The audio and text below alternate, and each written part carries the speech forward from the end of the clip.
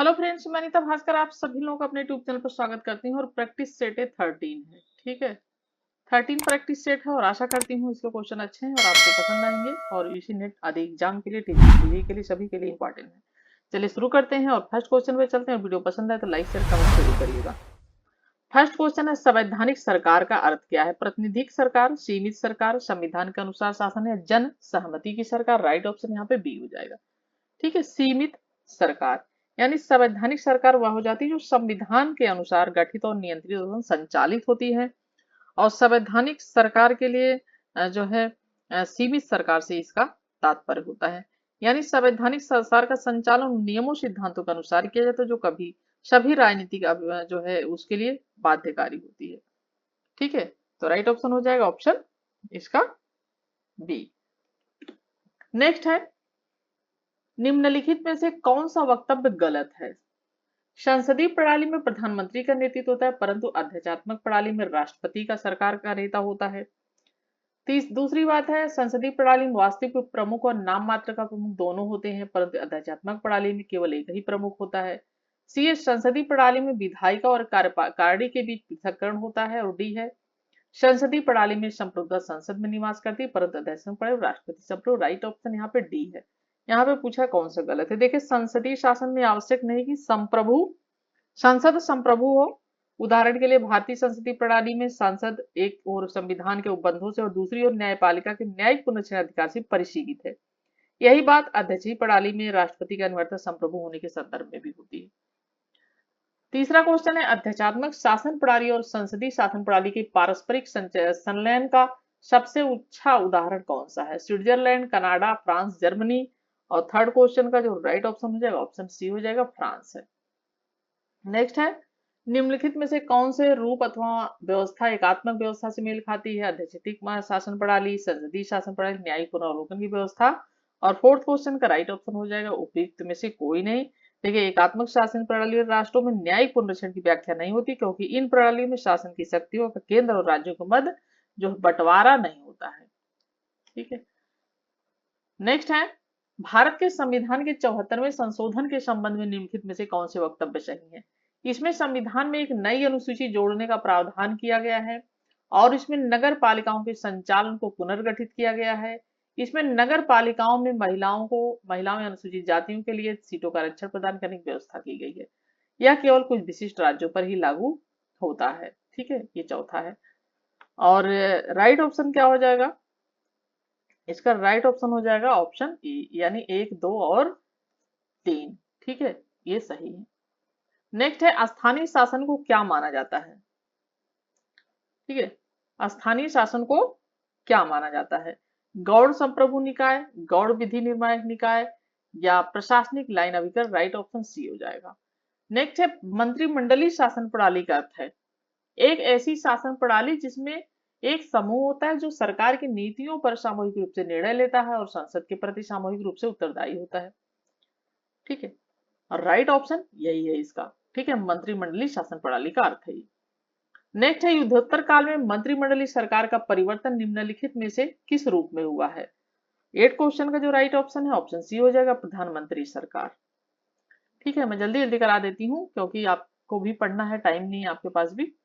और आंसर कर दे जहां लगेगा थोड़ा इंपॉर्टेंट या कुछ अलग तो थोड़ा सा मैं डिटेल बता दूंगी। आधुनिक राज्य में नौकरशाही निम्नलिखित में से किसका रूप है? 9 क्वेश्चन का राइट ऑप्शन बी हो जाएगा, तर्कशील विधिक प्राधिकरण इसका रूप है। 10 है, विकास नौकरशाही पारंपरिक नौकरशाही से भिन्न होती है क्योंकि, ठीक है, क्योंकि क्या इसमें सामज्ञों की अपेक्षा विशेषक अधिक होते हैं। राइट ऑप्शन इसका बी है।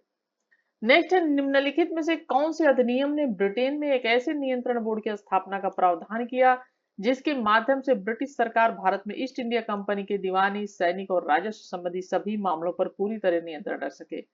1773 का रेगुलेटिंग अधिनियम, 1784 का पिट्स इंडिया अधिनियम, 1733 का चार्टर अधिनियम, 1858 का भारत सरकार अधिनियम। 11 क्वेश्चन का राइट ऑप्शन बी है, 1784 का जो पिट्स का इंडिया एक्ट था। ठीक है, राइट ऑप्शन यहाँ पे बी है। 12 क्वेश्चन है, स्वतंत्र भारत के लिए संविधान का प्रारूप तैयार करने के लिए किया गया राष्ट्रवादियों का समर्थन प्रभावी प्रयत्न कब शुरू हुआ? 12 क्वेश्चन का जो राइट ऑप्शन हो जाएगा ऑप्शन सी हो जाएगा, नेहरू रिपोर्ट से। ठीक है, ऑप्शन सी राइट हो जाएगा। नेक्स्ट है सर स्टेफर्ड क्रिप्स की योजना में यह परिकल्पना थी कि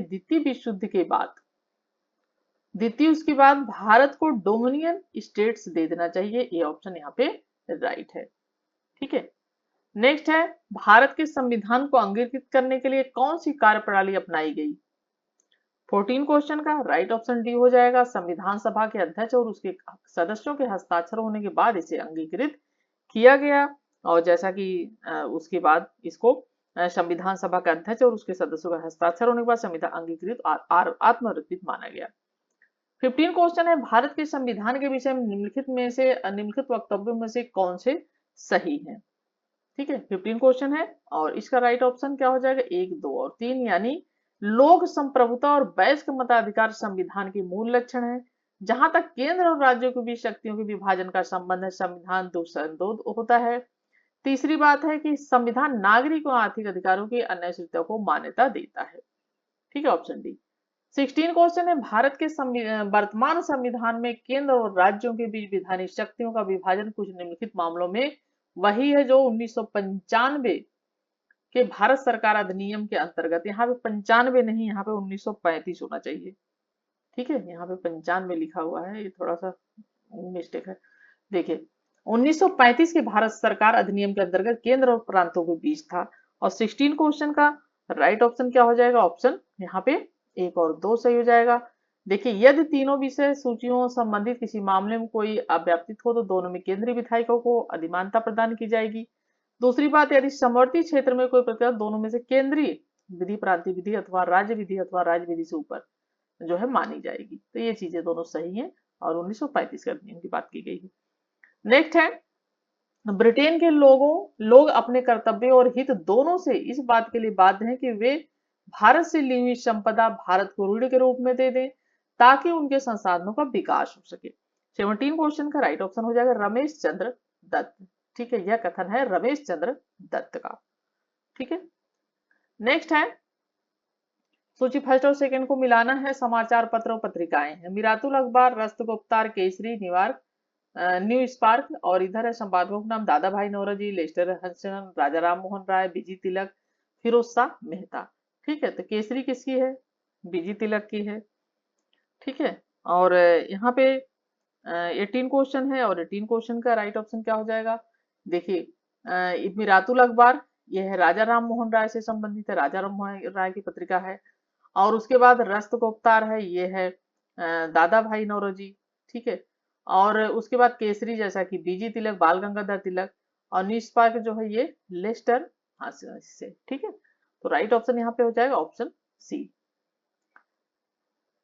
और इस अनुसूची में विचार कीजिए, इस अनुसूची में निम्नलिखित किसी भी अधिनियम अथवा विनिमय अथवा इससे संबंधित कोई प्रावधान इस आधार पर कि वह अधिनियम, विनिमय अथवा प्रावधान इस भाग के किसी भी प्रावधान द्वारा प्रदान किए किसी अधिकार के विरुद्ध है तो उसे अधिकार पर आघात करता है, अवैध नहीं माना जाएगा और नहीं यह समझा जाएगा वह कभी अवैध रहा। किसी न्यायालय अथवा ट्रिब्यूनल के किसी प्रतिकूल निर्णय अथवा आदेश अथवा आज्ञा के बावजूद उपयुक्त प्रत्येक अधिनियम और विनियम इस शर्त के साथ निरंतर वैध माना जाएगा कि सक्षम विधायिका को उन्हें निरस्त अथवा संशोधित करने का अधिकार होगा। और इस उद्धरण के संदर्भ में किस अनुसूची के साथ है? और राइट ऑप्शन हो जाएगा अनुसूची 9वीं। ठीक है, देखिए संसद द्वारा निर्मित जिन विधियों तारतम्य जारी आदेशों को संविधान की 9वीं अनुसूची में रख दिया जाता है उसकी वैधता को न्यायालय में चुनौती नहीं दी जा सकती। ठीक है, ऑप्शन सी। नेक्स्ट है भारतीय संविधान के अंतर्गत किसी समुदाय को अल्पमत समुदाय किस आधार पर घोषित किया जा सकता है? केवल धर्म, धर्म अथवा भाषा, भाषा अथवा जाति, धर्म अथवा प्रजाति। 20 क्वेश्चन का राइट ऑप्शन क्या हो जाएगा? ऑप्शन बी हो जाएगा धर्म अथवा भाषा। नेक्स्ट है निम्नलिखित में से कौन से जोड़े का मिलान ठीक नहीं है? ठीक है, और राइट ऑप्शन क्या हो जाएगा इसका? विधि के समय समय नागरिक गैर नागरिक दोनों सुनिश्चित की जाती है, तो सही है। किसी राज्य का नाम बदल राज्य विधान शक्तियां, तो देखिए बी इसमें गलत है और ये सही है। संसद की शक्तियां, लोक नियोजन में अवसर की समानता, ये भी सही है। देखिए यहाँ पे जो दूसरा है बी, उसमें यह है कि किसी राज्य के नाम में परिवर्तन करके संघीय व्यवस्थापिका को, न कि किसी राज्य व्यवस्थापिका को। ठीक है, और नेक्स्ट क्वेश्चन है भारतीय संविधान में दिए हुए धर्म की स्वतंत्रता के अधिकार में निम्नलिखित में से क्या क्या सम्मिलित नहीं है? आत्मा की स्वतंत्रता और धर्म का अनुसरण और प्रचार करने का अधिकार, किसी धर्म की वृद्धि अथवा उसके अनुरक्षण कर लगाना, सरकारी धन का प्रयोग, धार्मिक एवं खैराती संस्थाओं की स्थापना और उसका अनुरक्षण, सरकार द्वारा पोषित संस्थान धार्मिक शिक्षा देना। और 22 का राइट ऑप्शन 2 और 4 हो जाएगा। ठीक है, एक बार पॉज करके चाहे पढ़ लीजिएगा अच्छे से। और नेक्स्ट है, निम्नलिखित में से कौन सा कर्तव्य मौलिक कर्तव्य नहीं है? तो जैसा कि राइट ऑप्शन क्या हो जाएगा इसका, 23 का राइट ऑप्शन हो जाएगा ऑप्शन सी, स्मारकों तथा राष्ट्रीय महत्व के संस्थानों की रक्षा करना। जैसा कि राष्ट्रीय गान का आदर करना, सार्वजनिक संपत्ति की रक्षा करना, प्राकृतिक पर्यावरण की रक्षा करना और उसे सुधारना। 23 का राइट ऑप्शन सी हो जाएगा। ये सारी चीजें जो है मौलिक कर्तव्य में आती हैं। ठीक है, और ये सरकार का कार्य है वो करना। ठीक है, नेक्स्ट है 24 क्वेश्चन। और 24 है कि भारतीय संविधान के 42वें संशोधन तत्व में जो परिवर्तन किए गए उसके संबंध में कौन से वक्तव्य सही है? ठीक है, 24 का एक, राज्य को नागरिक को निःशुल्क कानूनी सहायता के प्रावधान के लिए सक्षम बनाना। और दूसरी बात है कि इसने जो है राज्यों, ठीक है, राज्यों के उपक्रमों के प्रबंधन में कामगारों की सहभागिता प्राप्त करने की। राइट ऑप्शन हो जाएगा, ये नहीं है, एक और तो 2 हो जाएगा। 25 है, निम्नलिखित में से कौन सा वक्तव्य ठीक है? और 25 का राइट ऑप्शन सी हो जाएगा, अभी कुछ समय से राज्य के नीति तत्वों को मौलिक अधिकारों को प्राथमिकता दी जाने लगी है, ये सही है। नेक्स्ट है, निम्नलिखित में से क्या क्या राज्य के नीति तत्वों में शामिल है? ठीक है, और केवल 2, देखिए, राज्य पूरे भारत के नागरिकों के लिए एक समान सिविल कोड सुनिश्चित करने का प्रयास करेगा, ये शामिल है। ये प्रौद्योगिकी वाली चीजें, ये पर्यटन के लिए, और ये जनसंख्या, ये सब नहीं है इसमें। ठीक है, तो राइट ऑप्शन क्या है इसका? राइट ऑप्शन हो जाएगा ऑप्शन सी, यानी दूसरा सही है बस। नेक्स्ट है, निम्नलिखित में से कौन से जोड़े का मिलान ठीक नहीं है? बच्चों युवा वर्ग की शोषण से रक्षा, काम करने, शिक्षा प्राप्त करने का, कुछ मामलों में सार्वजनिक सहायता प्राप्त करना। इधर अनुच्छेद 39, 41, 45 और 48 ये दिए गए हैं। तो यहाँ पे 27 क्वेश्चन का, ठीक है, क्या पूछा है? मिलान ठीक नहीं है। तो मिलान जो ठीक नहीं, ये ठीक नहीं है। ठीक है, ये ठीक नहीं है, 48 ए।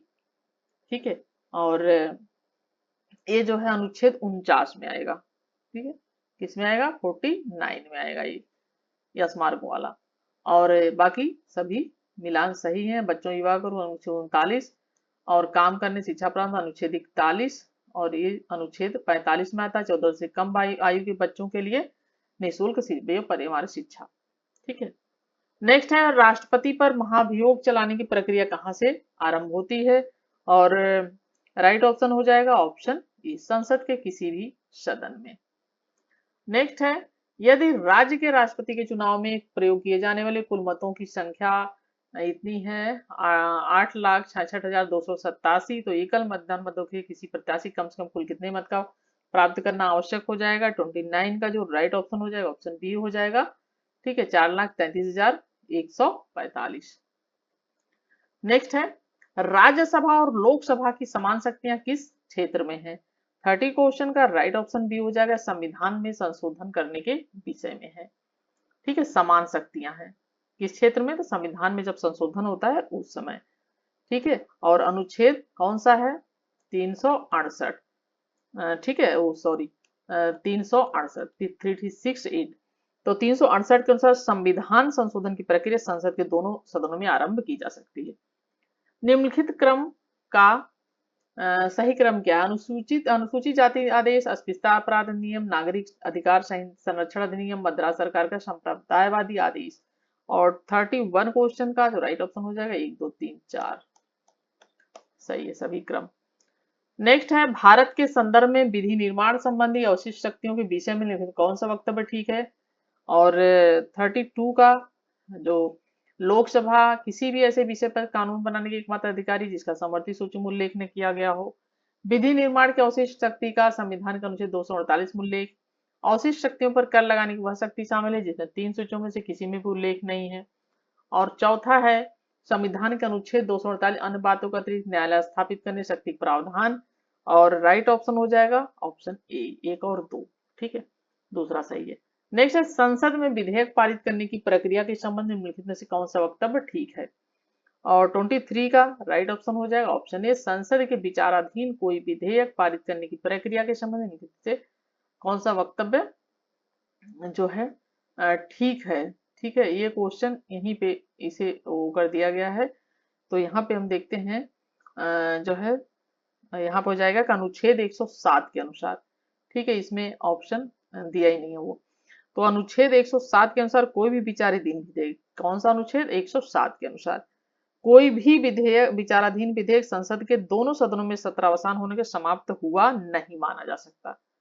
समाप्त हुआ नहीं माना जा सकता, जबकि यहाँ पे माना जा सकता लिखा है तो नहीं माना जा सकता।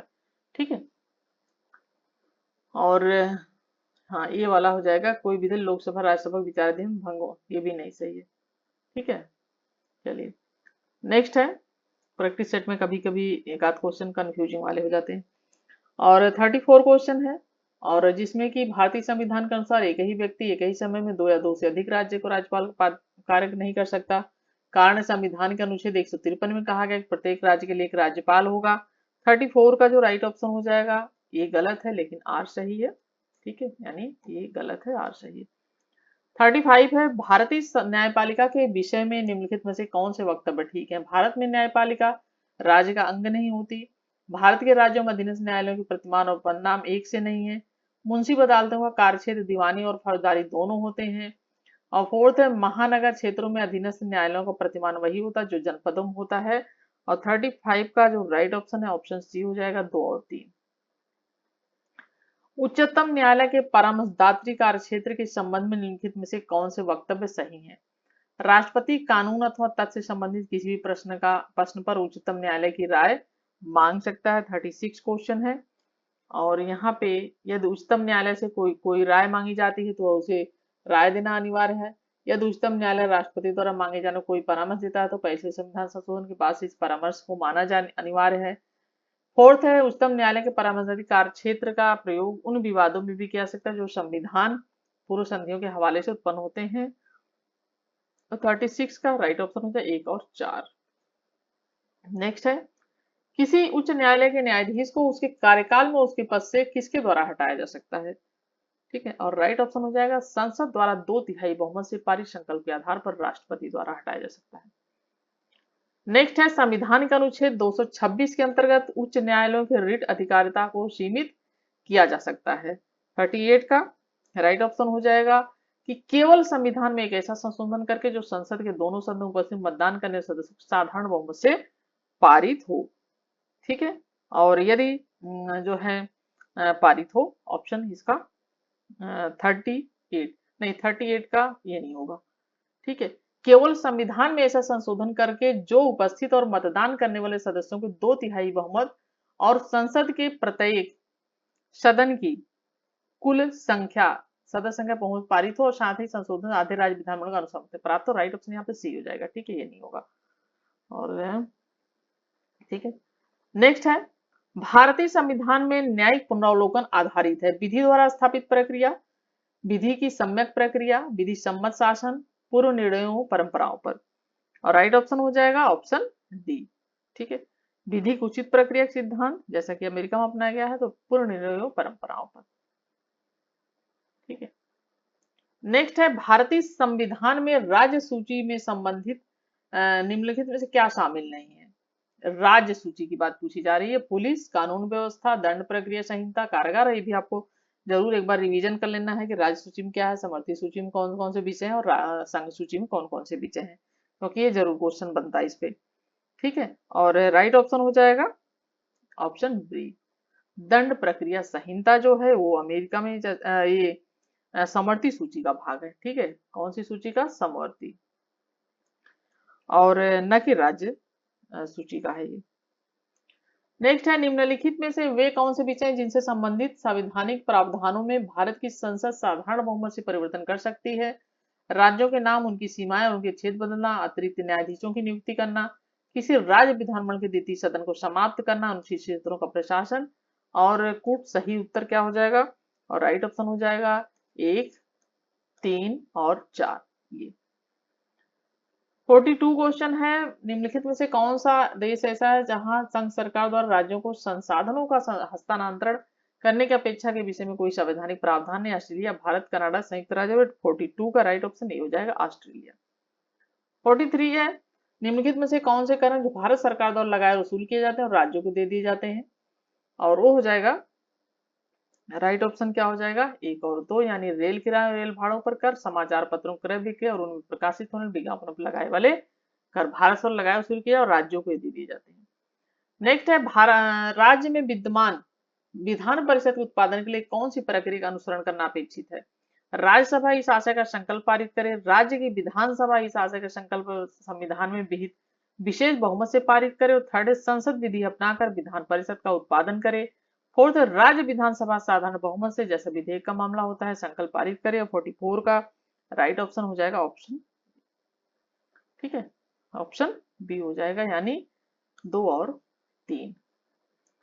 45 है, ठीक है, 45 है, निम्नलिखित में से किसके सदस्यों के निर्वाचन में एक सा तरीका नहीं अपनाया जा सकता, ठीक है, अपनाया जाता है। संयुक्त राज्य अमेरिका की सीनेट, स्विट्जरलैंड की राज्य परिषद, कनाडा की सीनेट और भारत की राज्य सभा। तो ये पूछा है कि कौन किसके सदस्यों के निर्वाचन में एक सा तरीका नहीं अपनाया जाता है, ठीक है, और स्विट्जरलैंड की राज्य परिषद, कनाडा की सीनेट या भारत की राज्यसभा। राइट ऑप्शन यहाँ पे सी होना चाहिए, ठीक है, लेकिन मुझे इसमें थोड़ा सा कंफ्यूजन लग रहा है, लेकिन जहां तक है ये कनाडा की सीनेट होना चाहिए, ठीक है। नेक्स्ट है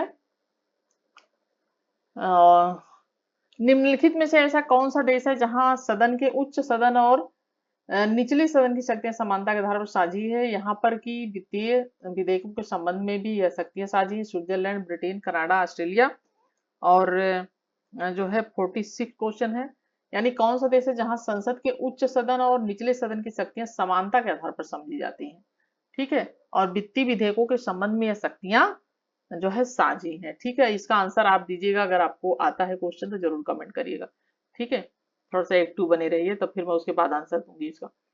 नेक्स्ट है, वे कौन से देश है जहां संवैधानिक संशोधन प्रक्रिया में जनता को प्रत्यक्ष रूप से सहभागी बनाया जाता है। संयुक्त राज्य अमेरिका, कनाडा, ऑस्ट्रेलिया, स्विट्जरलैंड, और 47 का जो राइट ऑप्शन है ऑप्शन डी है, 3 और 4 ऑस्ट्रेलिया और स्विट्जरलैंड। 48 है, निम्नलिखित जैसे कुछ संघात्मक देशों में किन किन दोहरी नागरिकता की व्यवस्था है। दोहरी नागरिकता की व्यवस्था कहाँ पे है, हमारे यहाँ तो देखिए इकहरी नागरिकता है, और राइट ऑप्शन हो जाएगा स्विट्जरलैंड और संयुक्त राज्य अमेरिका में दोहरी नागरिकता है, ठीक है। नेक्स्ट है, निम्नलिखित में से कौन सा पद बोधा के संप्रभुता के सिद्धांत का उपयुक्त जो है वर्णन करता है। पूर्व संप्रभुता, सीमित संप्रभुता, राजनीतिक संप्रभुता, सार्वजनिक संप्रभुता। 49 का जो राइट ऑप्शन हो जाएगा, ठीक है, बोधा का पूछा है, ये हो जाएगा ऑप्शन पूर्ण संप्रभुता।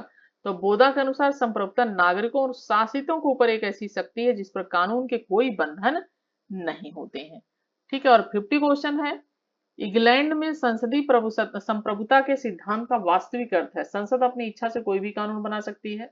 संसद द्वारा प्रख्यापित दिए गए कानूनों का अतिरिक्त संसाधन किसी अन्य राजनीतिक मानव का बंधन नहीं। संसद द्वारा पारित कानूनों को किसी न्यायालय में चुनौती नहीं दी जा सकती। संसद कानूनी और राजनीतिक दोनों दृष्टिकोणों से सर्वोच्च है। और 50 क्वेश्चन का जो राइट ऑप्शन है ऑप्शन सी हो जाएगा, संसद द्वारा पारित कानूनों को किसी न्यायालय में चुनौती नहीं दी जा सकती, ऑप्शन सी राइट हो जाएगा, ठीक है। तो जो है जैसा कि इंग्लैंड में वैधानिक संप्रभु है, परंतु वास्तव में संसद की सत्ता पर अनेक प्रतिबंध हैं और संसद जनता की इच्छाओं का ध्यान रखना पड़ता है, और इसी शक्ति को राजनीतिक संप्रभु कहा जाता है, ठीक है। और 50 क्वेश्चन कंप्लीट होते हैं, और आशा करती हूँ वीडियो आपके लिए हेल्पफुल रही होगी, और पसंद आई हो तो जरूर कमेंट करिएगा, लाइक करिएगा। Thank you for watching video.